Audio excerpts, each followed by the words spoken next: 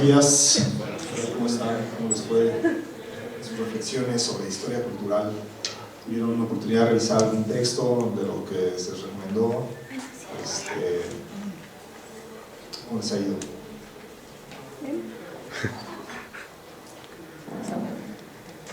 Bueno, de cualquier forma échenles un ojo, ¿no? Ahí tienen tiempo para reflexionar.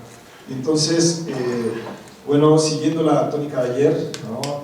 Pues ahorita mismo lo que vamos a hacer es continuar con este desarrollo así, revisionista ultra rápido de la siguiente tendencia. Sin embargo, antes, pues bueno, habíamos hablado, ¿no? Que ¿sí le pueden cerrar la puerta, por favor? Habíamos hablado que para hoy no teníamos planeado la sesión de lo que se denomina la arqueología procesual. Tiene muchos nombres, ¿no? Entre los más comunes es nueva arqueología o arqueología procesual. Esto denota que, igualmente que la tendencia de ayer, no son pues en realidad movimientos homogéneos, de alguna manera se agrupan, ¿no? Pueden agruparse temporalmente en un espacio más o menos, ¿no? Que se delimita de la segunda década, de la segunda mitad del siglo XX hacia los 80, pero igual ¿no? Tiene muchas variantes, hay muchos autores que en realidad se originan o originan este movimiento y a la postre se les dice dentro del propio movimiento hay muchas vertientes. Pero sin embargo hay una serie de, lo mismo ¿no? que veíamos ayer, hay una serie de atributos que permiten, digamos, aglutinarlos bajo un término muy general y que ya, bueno, cuando se revisa particularmente, bueno, ya se encontrarán las diferencias, ¿no? Entonces hablábamos bueno, que este movimiento siguió, este periodo sigue a lo que se considera la historia cultural. Entonces solamente para reforzar un poco lo que veíamos ayer, en gran medida estas grandes diferencias que se plantean a nivel paradigmático son comprensibles también en lo que posteriormente elaboran los críticos. A mí lo que me gusta de este esquema es precisamente como es un esquema en el que se va comprendiendo el proceso anterior en la medida que se va entendiendo lo que criticaron. Pues bueno, habíamos hablado, ¿no? Que la historia cultural se utilizan conceptos como difusionismo, el evolucionismo y entre otros, ¿no? También con muchas vertientes, pero bueno, finalmente el enfoque dominante es una interpretación norteamericana de lo que es el particularismo histórico, es decir, toda la idea de esta cultura normativa, ¿no? Ahí está como expresa satíricamente Johnson en su texto, ¿no? La mujer en la casa y el hombre casado, ¿no? Es la idea, ¿no? Es como debe ser según los historiadores culturales, ¿no? Según la norma, según la norma, ¿no? Así. Entonces, en realidad esto precisamente es ese reflejo de esa cultura normativa, ¿no? De que hay ciertos patrones y que así son, y así eran, y lo que ellos intentaban era interpretarlo. Entonces, fue este enfoque dominante, fue el predominante. Ya en términos contemporáneos, pues podemos decir, ¿no? Como estas visiones normativas de las culturas son los estereotipos nacionales, así como el mexicano tomando tequila, ¿no? El inglés echándose su té y los franceses muy buenos amantes, ¿no? Esto es precisamente, si lo trasladas al pasado, son precisamente estas visiones muy estereotipadas de lo que era la cultura.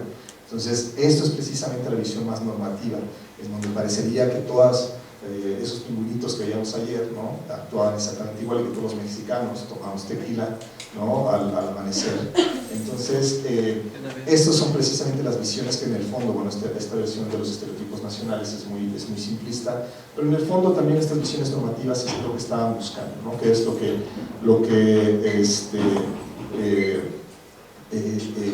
hablábamos ayer, y bueno, y considerando, ¿no? estas representaciones tan normativas de lo que implicó la cultura.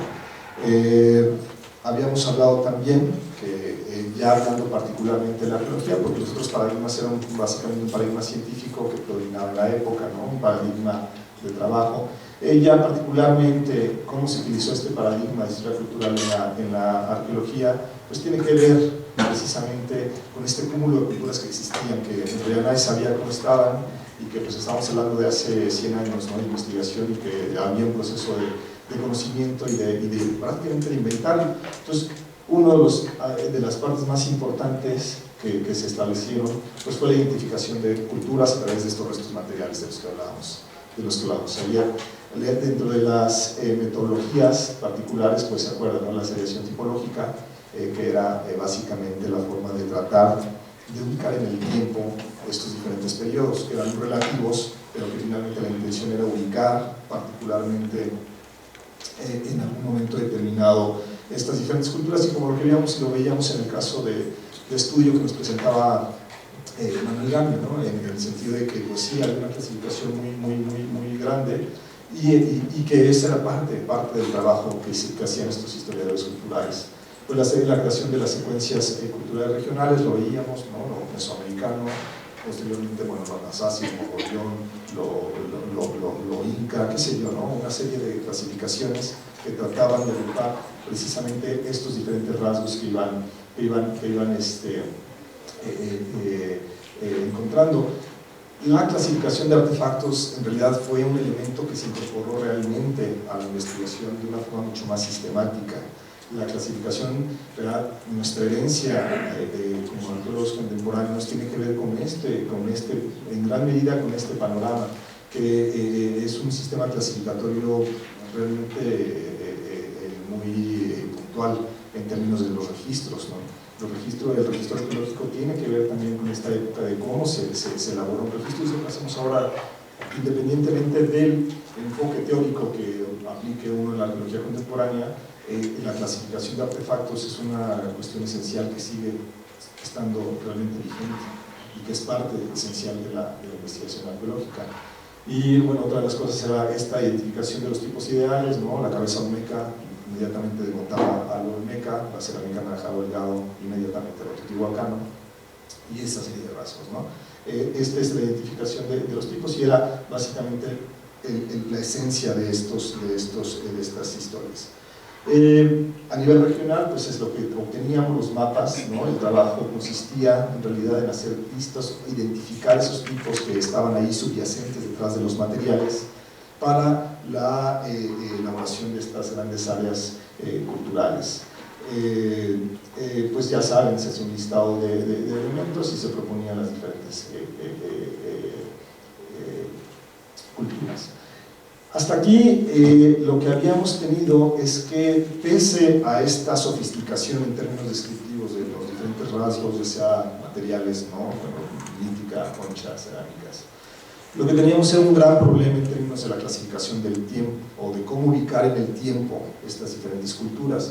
Uno de los elementos que trabajaron estos historiadores culturales fue el proceso de echamientos relativos a partir de la historia de ciertas fuentes que podían relacionar ciertos sucesos, y en el caso de la arqueología, donde no hay fuentes, pues esta seriación, la excavación estratigráfica, como quedamos también ayer, es un elemento esencial en la forma de pensar la arqueología contemporánea, la arqueología moderna básicamente, que sigue siendo una herramienta súper sofisticada y esencial, así como la clasificación de artefactos en la arqueología es lo que nos da gran parte de la personalidad de nuestra identidad disciplinaria, es precisamente una excavación arqueológica, ¿no? Ahí nosotros tenemos un énfasis y un desarrollo metodológico y teórico bastante intenso. Entonces, si bien ya teníamos, y en esta época se gestan tanto la clasificación como la excavación, el problema del tiempo no había quedado resuelto. El problema del tiempo era muy complicado, porque en esta fase no podemos establecer estas secuencias, no podemos saber en realidad con precisión qué era más viejo o qué era más reciente. Y eso fue un gran problema y ocupó gran parte de los esfuerzos mentales de nuestros arqueólogos y historiadores culturales, porque intentaban relacionar qué es lo que estaba pasando, cómo venían estas secuencias de culturas y cómo entendíamos estos procesos culturales. Y aquí es donde viene el parteaguas de lo que implica un cambio paradigmático en las formas de pensar la arqueología. Y es precisamente por la incorporación de los métodos absolutos, de los métodos de fechamiento absoluto. Esto es fundamental en términos del pensamiento arqueológico. Si bien, como lo que veíamos antes, es este poder y esta esencia clasificatoria de los artefactos, un elemento era exactamente cómo habían sucedido las cosas más allá de la perspectiva subjetiva o de las características de una excavación particular que nos podría proporcionar ciertos elementos, como lo que hablábamos, ¿no? La presencia, ausencia de ciertos materiales culturales, a mayor presencia, como veíamos en los gráficos de seriación, mayor abundancia en momentos, o se determinaban ciertos periodos, pero no teníamos noción de realmente cómo había sucedido eso en términos de una escala temporal. O sea, aquí tienen que para ya mediados del siglo, bueno, ya en la segunda mitad del siglo XX, empiezan a desarrollarse ciertos métodos de fechamiento. Entre ellos, bueno, hay muchísimos en la actualidad, ¿no? Entre ellos solamente destaco algunos, y particularmente el carbono 14, pero bueno, había métodos de fechamiento, por ejemplo, la dendrocronología, que esta dendrocronología es simplemente el análisis de los anillos de crecimiento de los árboles, ¿no? Estas técnicas son utilizadas en ciertas regiones en particular, y esta técnica, por ejemplo, se desarrolló en el suroeste de Estados Unidos, donde había ciertos componentes que permitían hacer comparaciones, ¿no? Hay muchos, digamos, yacimientos arqueológicos donde todavía hay vigas, los techos están sostenidos por vigas, y estas vigas, de alguna forma, con el crecimiento de los árboles, hacían comparaciones, y entonces con las lluvias, el anillo, el grosor del anillo puede ser más delgado, más angosto, y entonces haciendo estas correlaciones con la viga, por ejemplo, veis árboles, en un momento determinado cortan ese árbol, lo llevan a una viga, y esos anillos son únicos, y entonces se puede identificar un proceso a nivel regional, pero es muy particular, por ejemplo, para el sureste de Estados Unidos, norte de México, donde puede aplicarse, y en ese momento se podía aplicar. Igual la termoluminiscencia mide algunas cuestiones del brillo de los minerales, en fin. Entonces, aquí el punto radica en cómo estas técnicas se incorporan a la arqueología. Entonces, siendo una de las técnicas el carbono 14, me parece que merece una reflexión aparte, porque esto realmente, con todo lo que estaba pasando en el ámbito antropológico en términos de las discusiones que se estaban estableciendo con los arqueólogos, también un avance paradigmático en términos también de conceptos, no solamente de descripciones y de historia cultural. Lo que sucede es que hacia la década de los 40 se descubren, ¿no? las partículas estas de carbono 14. Aquí el punto más importante es que estos isótopos de C14, bueno, son 12, 13, 14, para los físicos sabrán mejor que uno cómo funciona esto. Nosotros hasta este momento, cuando dependíamos de técnicas relativas, muy relativas de trabajo de seriación. Hacia el 1948, Frank Levy, que es este señor que está aquí en el laboratorio, desarrolla un método que es el que se conoce como C14, que es en realidad una forma de fechar, y ahorita les voy a explicar un poco en qué consiste. Lo que a nosotros nos permitió eso es que realmente revoluciona en un sentido las formas de pensar y de hacer ciencia, porque esto permitió a muchas disciplinas, no únicamente a la arqueología, dejar de preocuparse por la cuestión del tiempo. En realidad ya no era tanto saber si lo que veíamos, como el caso que vimos de Gamios y lo azteca, Teotihuacano, dónde estaba y cómo estaba, sino en realidad recuperar ciertas muestras, mandarlas al laboratorio y automáticamente venía una fecha. Y esa fecha a mí me permitía dejarme pensar en otro tipo de problemas culturales, que fue realmente lo que pasó. Entonces, este proceso, bueno, en realidad es un proceso muy complejo, ¿no? Que se sintetiza de alguna forma de que cualquier material orgánico, cualquiera, puede ser fechado con C14, básicamente cualquiera, ¿no? Porque hay un proceso natural de absorción del carbono. Ahí viene la atmósfera, este nitrógeno 14 se convierte, cuando se captura por un neutrón, se convierte en carbono 14. Este carbono tiene unos isótopos estables e inestables, que bueno, al caso no se preocupen, eso no viene en el examen, no va a venir la forma en que el carbono 14 llega a ser lo que es, no va a venir ahí. Es información de corte general para que tengan un concepto de cuál es el desarrollo de esta técnica y por qué es la utilidad que nosotros le conferimos y el cambio paradigmático que generó en el pensamiento arqueológico. Finalmente, esta presentación la van a tener disponible, entonces tampoco se preocupen hoy en eso. Entonces, en este momento, cuando ya está el 14, el carbono 14, todos los organismos vivos la absorbemos. En ese momento ustedes tienen un porcentaje en su cuerpo de carbono 14, todos, ¿no? Absolutamente todos, animales, cosas, plantas, todo. Y entonces y el momento en que un ser vivo muere, ahí se para la producción de carbono 14 y entonces empieza un proceso de disminución del porcentaje. Esto exactamente que les estoy diciendo fue lo que Frank Levy descubrió allá por los 40. Darse cuenta de que esto tenía, este proceso de decaimiento del carbono 14 tenía un proceso, digamos, que podría ser estandarizado en el tiempo. Ahora les digo, bueno, entre todos los materiales, prácticamente todos los materiales orgánicos son susceptibles de ser fechados. Hay muchas condiciones, ¿no? Si alguien quiere realmente les da más curiosidad saber cómo funciona eso, uno de los laboratorios más importantes es Beta Analytic, que tiene, bueno, se metieron a la página y mete Beta Analytic, tiene muchísima información relativa a los análisis y todo, pero bueno, como ven, cualquier material prácticamente es susceptible de ser fechado, o sea, carbón, semillas, conchas, sedimentos, hasta el agua, ¿no? Algunos componentes, las pinturas rupestres, por ejemplo, de Baja California, han sido fechadas por estos medios, por estos sistemas, porque tienen componentes orgánicos que han absorbido de alguna forma el C14. Entonces, este procedimiento, o este momento es el que el Levy desarrolla como el método de fechamiento de C14. Y aquí la importancia está dada en que nos ayuda a medir el paso del tiempo. Y eso es básicamente lo que propone ahí. Este isótopo radiactivo inestable se degrada a una velocidad constante de 5.370 años, 5.730 años. En el momento de la muerte, ¿no?, de cualquier ser vivo, que aquí ponen cualquier ser vivo, la concentración de C14 es igual a la de tenemos un 100% de carbono 14. Nosotros, después de 5.730 años, únicamente queda la mitad de ese C14, ¿no?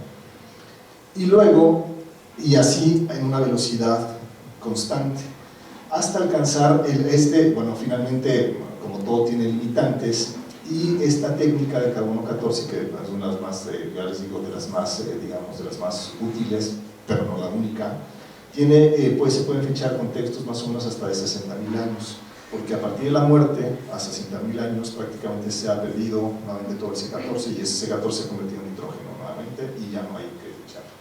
Entonces, más o menos, ustedes se dan cuenta, pues para contextos mesoamericanos este fechamiento es bastante útil, porque en realidad nosotros no tenemos contextos que van más allá de 60.000 años, contextos arqueológicos que van más allá de 60.000 años. Los geólogos también utilizan estas técnicas, los geógrafos también, y ya para sus particularidades, pues esta técnica ya no puede ser útil porque se termina en 60.000 años. Para contextos europeos también, que rebasan los 60.000 años, puede ser para la paleoantropología puede ser un problema, pero hay otras técnicas, ¿no?, que ahorita no vamos a detallar, pero existen otras técnicas. La gran metáfora de este momento que estamos hablando de 1948 es precisamente la revolución que, conjunto con lo que estaba pasando en términos de desarrollo científico, ocasiona esto y que nos libera el problema del tiempo. Si realmente las muestras son correctamente procesadas, son, digamos, susceptibles de cualquier contexto, es susceptible de ser fechado. Aquí ya tenemos una suma de muchas variables. Habíamos hablado que a un arqueólogo que nos traigan una vasija como las 9 vasijas que nos dieron nosotros, o las que a ustedes les han dado a los colegas o que han visto, si a ti te dan un artefacto, ese artefacto no sirve absolutamente nada en términos de investigación, en términos de protección y patrimonio será diferente, pero en términos de investigación el objeto aislado pierde su contexto, ¿no? Eso se había discutido finalmente. La excavación arqueológica, la excavación estratigráfica, finalmente que excavamos fragmentos, lo que nos permitió tener un control sistemático de estos diferentes niveles. ¿Se acuerdan, no? Ayer que teníamos en la parte más baja están los niveles más viejos y en lo más alto lo más nuevo, ¿no? ¿Qué es lo que ocasiona cuando se cruza con un tipo de técnica, por ejemplo, de fechamiento, hablando de C14 para no hacerlo más bolas? Es que si uno excava realmente sistemáticamente, se identifican los diferentes estratos que vienen de lo más nuevo a lo más viejo, y ustedes en el estrato medio tienen una muestra de carbón. Esa muestra se colecta de ese estrato que podrá medir en términos de excavación 20 centímetros, puede ser más, puede ser menos, y entonces automáticamente en términos de comparativos, ese estrato que tiene ciertas características que lo hacen comportarse homogéneamente, porque aparte hay que cruzar información con información, bueno, la información cultural, qué tipo de cerámica, qué tipo de lítica, qué tipo de concha, qué tipo. Entonces, una vez que se caracteriza eso, esa muestra que viene de ese estrato es la que se procesa, es la que se manda ahí con los laboratorios, y esa muestra que va a decir si es 2.000, 3.000, 4.000, 5.000 años, hay una variante, ¿no? Porque tampoco es tan exacto, no es que te diga la fecha, el 13 de agosto, no. O sea, esa técnica se denomina absoluta, pero tiene un rango de variabilidad que puede ser de unos porcentajes, que bueno, realmente estos laboratorios dan por lo menos 3 porcentajes de confiabilidad que puede oscilar de los cientos de años, depende de la profundidad de la muestra, ¿no? Entonces un rango, se establece una media, y esa es la muestra que sea. Ustedes se acuerdan que no sé, los que no están muy familiarizados, los arqueólogos obviamente lo hacemos como habitualmente, cuando se fecha un contexto que dicen de 1950 antes de Cristo más o menos 30 años, y eso es precisamente lo que hacen estas muestras, determinan un rango promedio. Entonces, cuando volviendo a la excavación, una excavación controlada arqueológicamente, un contexto que se identifica, un contexto en donde hay algún tipo de material orgánico, eso se quiere ser fechado. Entonces, esa fecha, que realmente serán 2, 3 fechas, no es una solamente, bueno, depende de las características, esa fecha es lo que fecha todo ese contexto, y es lo que a nosotros nos permite finalmente establecer que en el preclásico inicia en el 2500 a.C. Cuando tenemos esas fechas que ustedes escuchan, ¿no? Que cuando 2000 a.C., 5000, 8000, generalmente están amarradas con algún tipo de análisis de estas características. No, ya les digo, no es el carbono el único, pero el procedimiento es básicamente el mismo. Es tratar, bueno, no el mismo en términos de análisis, no físico-químico, sino en términos de que nosotros utilizamos los resultados de esas muestras. Es hacer correlaciones en términos de contextos identificados plenamente y en términos temporales. Entonces, eso realmente nos permite establecer ciertas diferencias digamos, en el paso del tiempo, aunado a las características culturales de materiales específicos, ¿no? Hasta aquí vamos bien. Los colegas quisieran hacer la caracterización del C14, ¿no? Bueno, ya saben, libres de preguntar en el momento que quieran.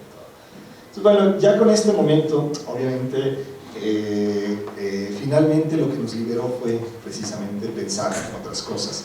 Esto y la suma de cosas, ¿no? Porque esto no es literal y no es lineal y no es porque existió el carbono, pero es muy importante. Y exactamente una vez que a nosotros nos dijeron que eso existía y que los arqueólogos empezaron a utilizar la tecnología, pues nos libera y entonces te pones a pensar en aspectos que van más allá de la cronología. Ya la cronología va a estar digamos, de alguna forma determinada por algún análisis sofisticado y uno va a utilizar esa información para correlacionar sus contextos. Entonces, aquí es donde viene, ahora sí, el cambio, digamos, paradigmático de lo que hablábamos y lo que se conoce como la nueva arqueología o la arqueología procesual. Bueno, es que aquí hay tantas versiones tan encontradas, tan divergentes, que es realmente un poco complicado, ¿no? Pero en términos de lo que nos ocupa aquí, realmente es sostenible un periodo de estas características. La nueva arqueología básicamente busca o se considera que lo que busca es elevar a la arqueología a nivel de las ciencias. Y esto se estableció a través de programas científicos, básicamente a través de un positivismo lógico, ¿no? en boga en la época. ¿Qué significaba esto? Es en realidad, este movimiento igualmente se entiende en términos de lo que estaba pasando anteriormente. Recuerden que nuestros arqueólogos clásicos que criticaron en esta época muy duramente eran esos arqueólogos que se dedicaban a clasificar objetos, a tratar de entender las formas, las diferencias, a tratar de fecharlos más o menos ahí como iban o no iban. Y esto abundó realmente, ¿no?, en descripciones, que eso ha sido otro de los aspectos esenciales de la arqueología. También han sido problemáticos, que un gran porcentaje de nuestro trabajo tiene que ver con descripciones, y eso es esencial porque una buena descripción sería como el primer paso para seguir a interpretaciones, digamos, también relevantes. El problema es que esta interfase generalmente no se hace de una forma tan lineal. Entonces, la abundancia que consideraban en este momento era que precisamente la descripción no nos llevaba a ningún lado. La descripción de los materiales no llevaba a ningún lado, y es muy recurrente. Hay muchas escenas, y de hecho en esta época se produce una literatura muy interesante. A lo mejor José Alfredo, que conoce muy bien los trabajos de Manuel, ¿no?, de la nueva arqueología, de la nueva geografía, de Manuel Gándara, nos puede ayudar a caracterizar este momento. Nosotros tenemos un crítico en la arqueología mexicana, que es Manuel Gándara, que en los 80 escribió 2 textos ahora clásicos, francamente, ¿no?, sobre la caracterización de este momento. Los textos, no sé si se los proporcioné, pero si no, no están como obligatorios, pero son súper interesantes en términos de una caracterización de las divergencias que tuvo este programa científico. Eso lo tengo ahí, lo tengo en PDF, si alguien lo quiere se lo puedo proporcionar. Entonces, precisamente, ¿no?, estos textos quedan como clásicos. Ahí es donde se ven tantas diferencias en términos de estos programas de investigación. Sin embargo, como aquí no es el punto realmente, bueno, y también bienvenido a contribuir a la caracterización de la nueva arqueología, ¿no?, por favor, no te limites. Y entonces, aquí lo que ya más bien nos ocupa era, pues, un proceso muy general. Y sí es cierto, muchas divergencias al interior, pero a nosotros ahorita no nos interesan esas divergencias para los fines que tenemos en este curso.